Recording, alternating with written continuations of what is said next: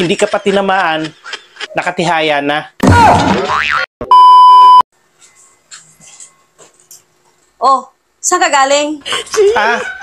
Tinignan ko lang yung alaga kong mga manok sa labas. Ha?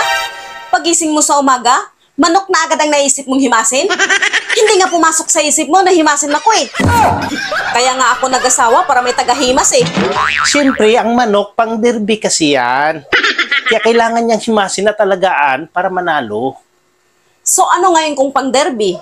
Ikaw kasi, hindi pang derby. Matatalo lang tayo. Kaya malaki yung pinagkaiba nyo. Ah, ganon. So mahina ako. Manok mo ang malakas. Paano mo sabing matatalo ako, ha?